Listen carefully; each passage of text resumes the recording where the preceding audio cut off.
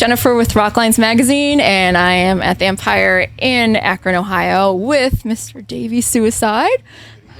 Hey. We're talking to him after the show, which is pretty awesome because I know you have to be kind of tired because you put on a good show out there. I don't have the capacity to do these things before because I'm just getting in that zone and with the guys and it just feels better afterwards, I think. Makes sense. So you are finally back out on the road. I actually talked to you 3 years ago at the Foundry in Lakewood, a long, long time ago. It feels like a million years ago with 2020 kind of being 20 years in itself. Sure.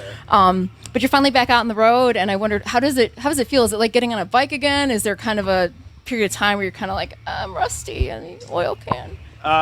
We practiced twice for this tour, and then we did Seattle, and it just all came back. I know prior to this, I was like, I hope I still got this, and it comes back, and I just think all of our guys are just born for it. So, everyone does their homework when they're apart, and then we come together, and it just chemistry's chemistry. You can't fake it. When you got it, share it.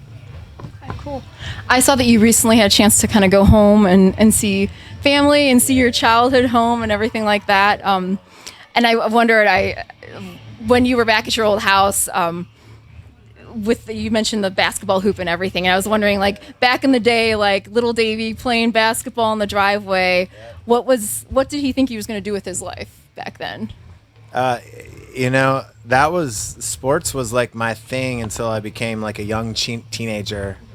And I think that's when it sunk in. I didn't set out to do music. It's I didn't study guitar until I was 12. So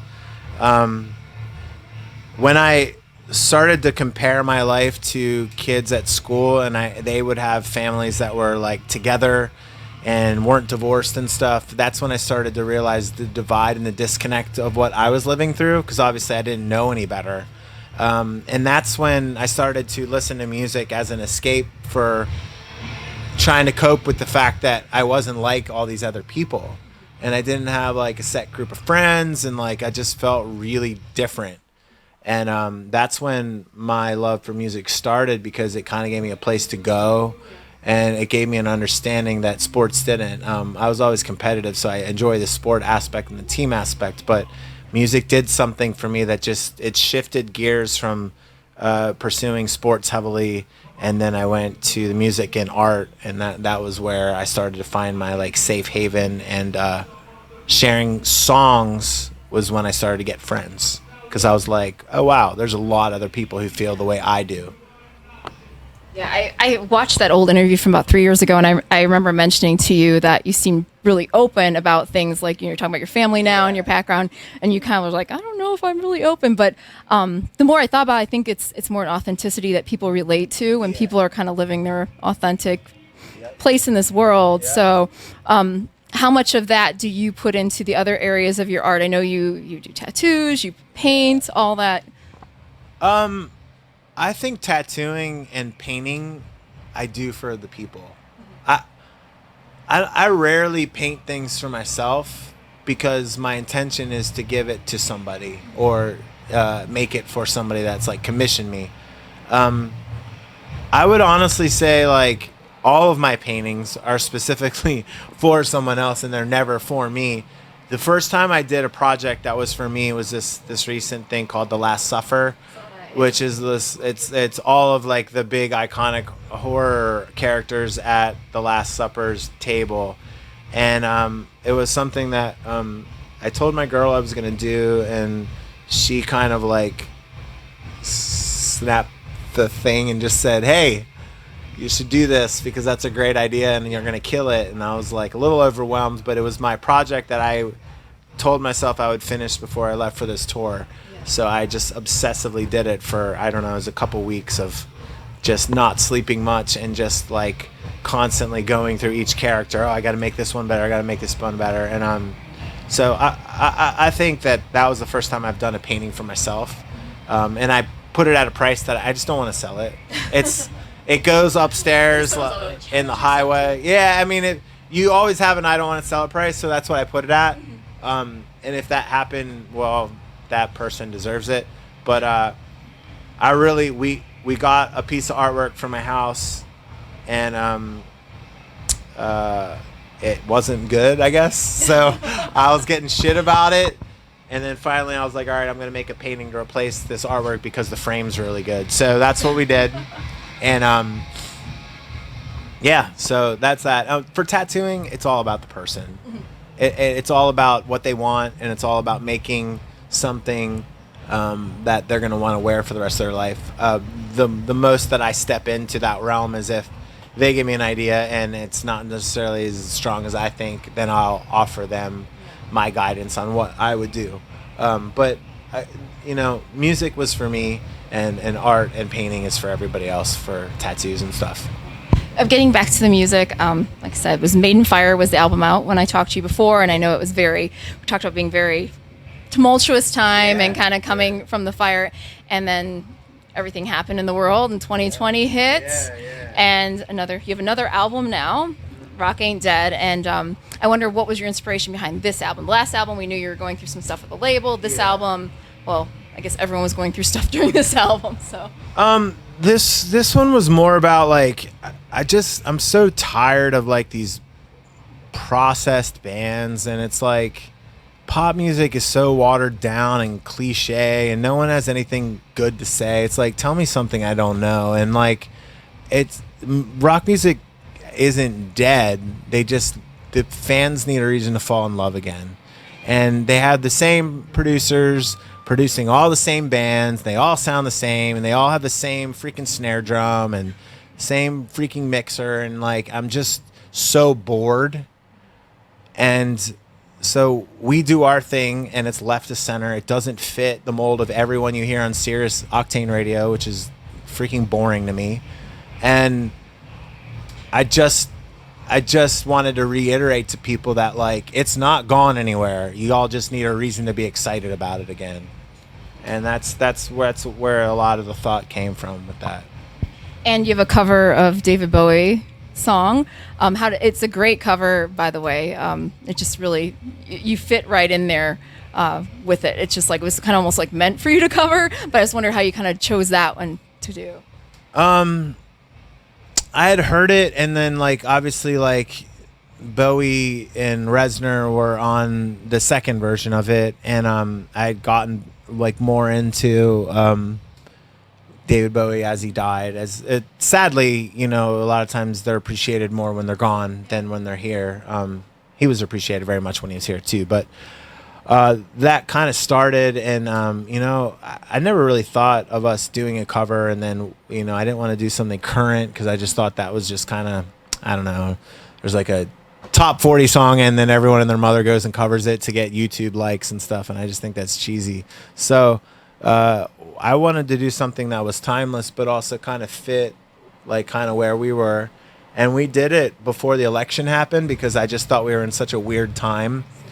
And we were going to put it out, and the reason that we held it back was that I just didn't want it to die on the sword and get overlooked because we weren't going to be touring for another half year, So we held it for a while, and maybe we held it too long, but I think timeless music doesn't have an expiration date, and I figured we did a good job, and it would live on no matter when we put it out. People are ready to hear stuff now. I think people kind of got sick of just everything on their computer and everything during that time, being locked up in their houses. But speaking of being locked up in your house, how was the experience for you? Did you learn anything over the course of COVID? Some people have come back saying, "Oh, I speak Russian now," or or did you just kind of, what did you do with your time? I sold my condo and then bought a house, and that was primarily because we had gotten our trailer broken into and robbed, and I just didn't feel safe in my other place anymore. I was just fed up. It was a really rash decision, and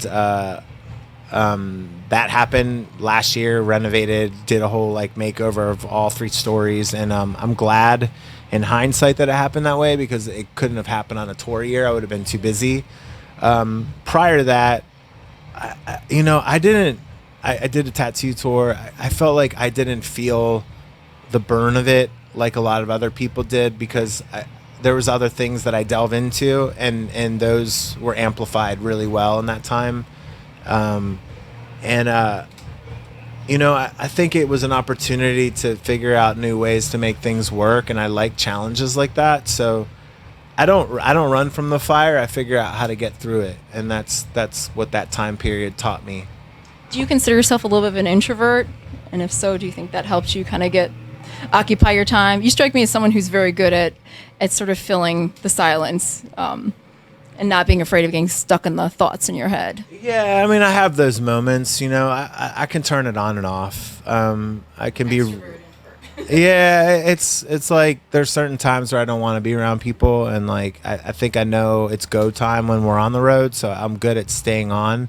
And then sometimes, like when I'm off, I don't talk to people. Like sometimes the band and we don't talk for like months, and it's not weird. Like I think some people might think it's weird, but just sometimes like you just go off the radar, and then but like whenever we like recalibrate and stuff, there's like a brotherhood that we've created over the years, and we just pick up where we left off, and it feels like no time has passed. And then I miss it. I'm like, fuck, man, I wish I would have seen them more in that downtime.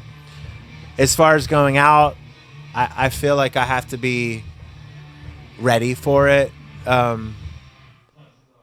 Because I think we do this every night, that like when we are home, I'd rather just like stay in and like hang out with my girl, or like just create something, or like I just don't need that kind of like. I would rather just like see some friends, or like go to a dive bar where no one's there but like 10 of us or something like that. Like that's a lot more interesting to me. Just having good company. But I have my moments of extrovert. My biggest thing is like I want people when they're around to feel comfortable, because I lived my whole teenage life feeling so distant from people and not having a click and stuff, that when someone comes into a situation, I want them to feel warm, and I want them to feel welcome, and I want them to feel accepted.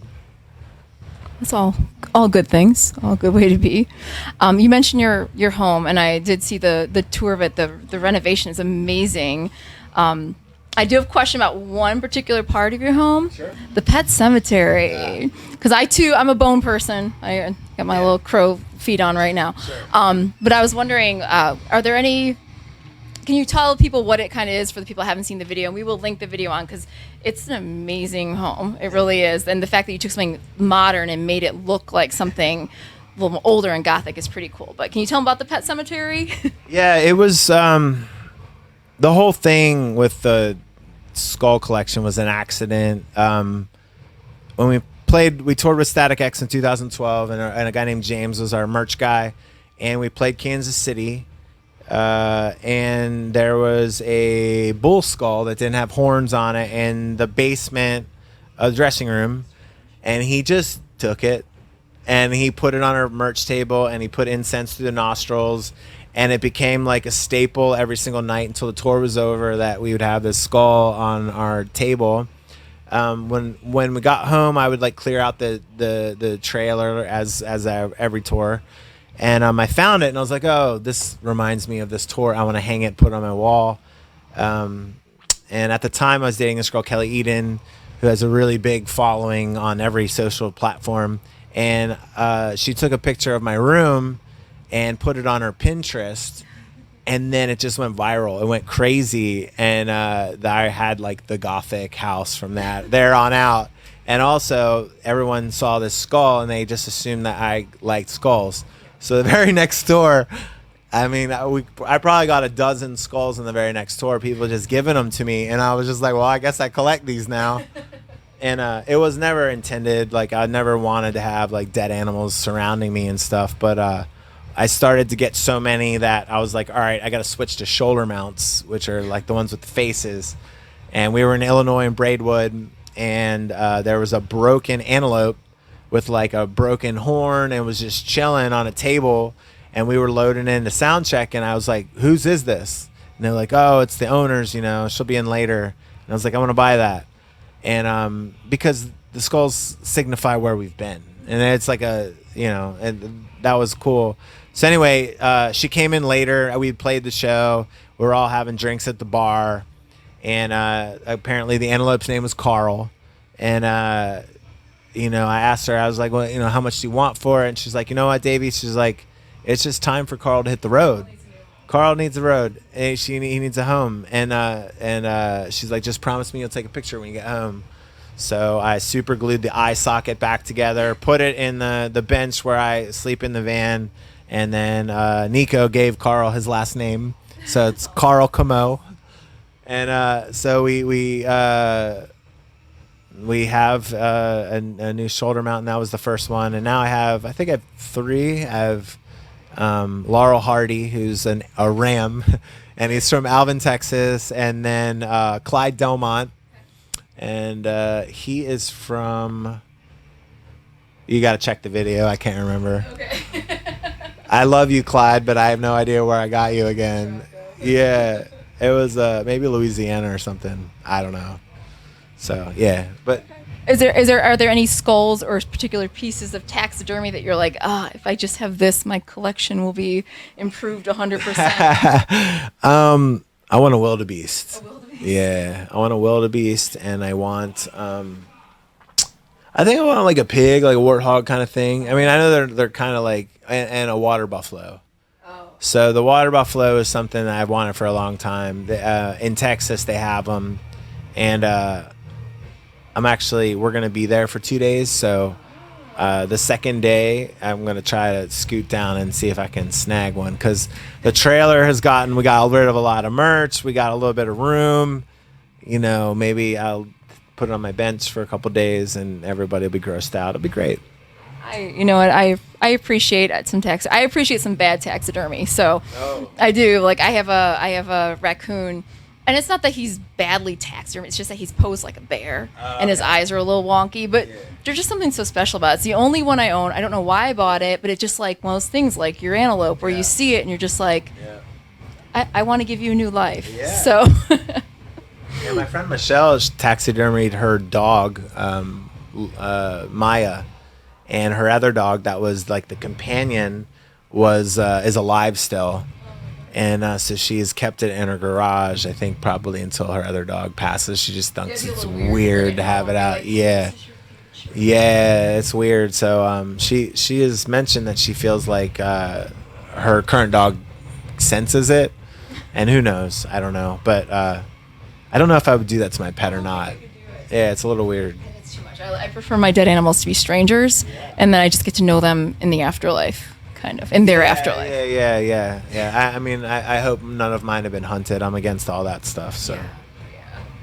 Yeah. So before we go, I want to kind of circle back to your paintings and your artwork, because we've got all this crazy stuff going on with shipping, and no one can get their presents in time for Christmas. But you have some prints for sale on your website, and I mean, they're amazing. There's a little bit of every subject matter. Yeah. You have that Last Suffering, which if you're a horror fan, would be a great present. So where can people buy your artwork? The Big Cartel, DAVEYSuicide.BigCartel.com is all the art stuff. It's all the paintings, the prints. If you want a custom painting, I could do that stuff too.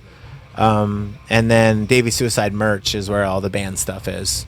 But it also has like the Last Suffer paintings available there too. I just kind of wanted to put it everywhere. I just feel like I was so surprised no one had ever really done that before, because it seems so obvious. Yeah. It's kind of like an iconic scene. Yeah. And then you add in these iconic characters. Yeah, and I wanted to make an image that I felt belonged in every horror fan's dining room or whatever. Have your friends over for dinner. I was real proud of that. It's I love all the paintings, but that one, like, to me, like, I think it's so many man hours went into it, and I just felt like it was clever.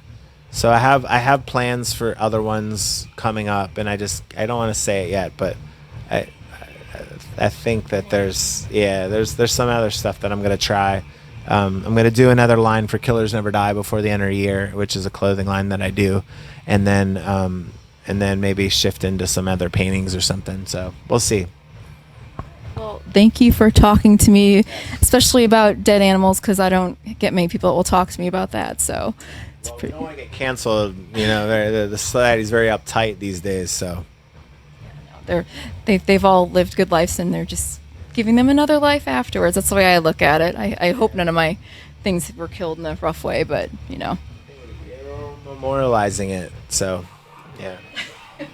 It's a happy ending to the interview. But thank you for talking to us. Yeah, I appreciate it. Check out their latest album. Check out all his artwork, because it's like unbelievable to me that you do all these things, that you have all this talent underneath you. And yeah, and like, subscribe to our channel, and yeah, thank you. Thank you.